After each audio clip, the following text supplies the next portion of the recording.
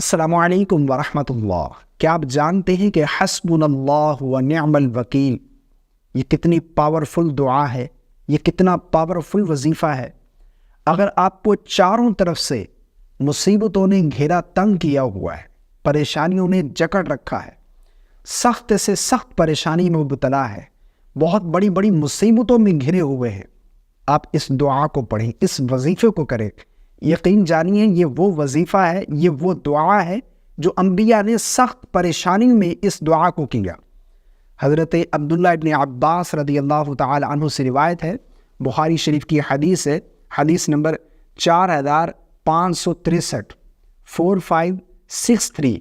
حضرت عبداللہ ابن عباس فرماتے ہیں کہ جب حضرت ابراہیم علیہ نبینا علیہ الصلوۃ والسلام کو آگ میں ڈالا جا رہا تھا، کتنی مشکل کی گھڑی ہے، اس آگ کو اللہ نے گلزار بنا دیا، ٹھنڈا کر دیا آپ کے لیے۔ اور اسی طرح حضرت عبداللہ ابن عباس رضی اللہ تعالی عنہ فرماتے ہیں کہ جب نبی کریم صلی اللہ علیہ وسلم کو لوگوں نے یہ خبر دی کہ قریش نے آپ کے لیے ایک بڑا لشکر تیار کر لیا ہے جو آپ کے اوپر حملہ آور ہونے والا ہے، جب ڈرایا انہیں، جب نبی کریم صلی اللہ علیہ وسلم کو یہ خبر سنائی گئی تو آقا کریم علیہ الصلوۃ والسلام نے اس وقت کہا حسبنا اللہ و نعم الوکیل، ہمارے لیے اللہ کافی ہے اور وہی بہترین کارساز ہے، بہترین کام بنانے والا ہے۔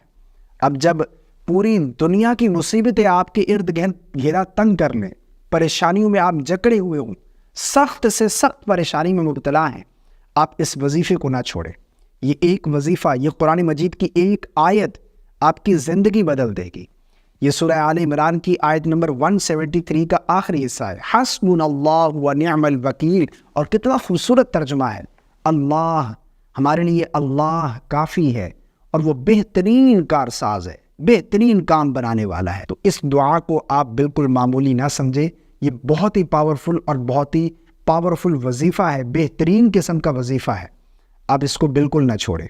حسبنا اللہ و نعم الوکیل، کوشش کریں کہ روزانہ 100 مرتبہ پڑھیں۔ اگر آپ پریشانی میں مبتلا رہتے ہیں، مصیبتیں آپ کے ارد گرد منڈلاتی رہتی ہیں، تو آپ اس کا ورد شروع کر دیں۔ اور اسی طرح اگر 100 مرتبہ نہیں پڑھ سکتے تو ہر نماز کے بعد 11 مرتبہ معمول بنا لیں۔